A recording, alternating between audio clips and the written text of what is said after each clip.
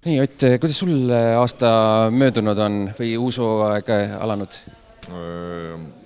Hästi halvasti, viimane võistlus ei läinud kõige paremini, aga enne seda esimene võistlus D-liigil läks väga hästi. Aga see viimane, mis seal vajaka jäi? Minu enda tahtmisest või kuidagi liiga väsinud olin. Ei oskagi öelda, mis seal vajaka jäi. Ise oleks pidanud rohkem pingutama, keegi ei ole muud süüdi. Kui sa nüüd viimased paar aastat võib-olla kokku võtaksid, siis milline sinu areng on olnud? Pigem tõusvas joones kogu aeg. Millised on sinu tugevused? Tugevused. Pigem mu vasak külg kindlasti ja ma ise arvan ja tunnen, et ma olen füüsiliselt tugev. Et löögid on tugevad. Et ma ei ole pigem väga kombinatsioonidega ründaja, et mul on üksikud tugevad löögid, mis viivad päris tihti vastaseid rivist välja.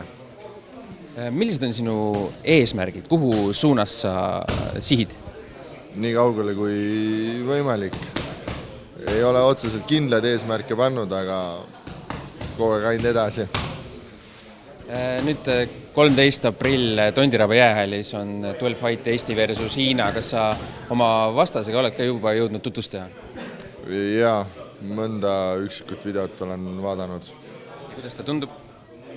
Üsna agressiivne, kellel meeldib otse ainult peale käia ja kätega palju, poksib. Paar nädalat on veel jäänud, kuidas näevad su treeningud nüüd välja, et mida sa nagu võib-olla rohkem arendad või just seda vastast silmas pidades? Liikumist kindlasti, tehnikat ja kaitset. Väga oluline. Hiinast on tegelikult ju selle võitlussarja nagu ikkagi ninamehed on ka kohal. Kas see kuidagi motiveerib ka saali võitlema tulema, et võib-olla pääseda siis samamoodi sinna Hiina liigasse? Kindlasti motiveerib see rohkem, et tead, et võimalus on, et kui hästi silma paistad ja teed hea esitlused, siis on lootust, et sind kutsutakse. Miks peaks tulema 13. aprillil Tondiraba jäähalli? Esiteks tuleks kõiki omasid toetama tulla ja selline asi on Eestis esmakordselt, et Hiina versus Eesti või üldse, et maavõistlus nagu ja ma arvan, et kedagi ei jäta külmaks need lahingud seal.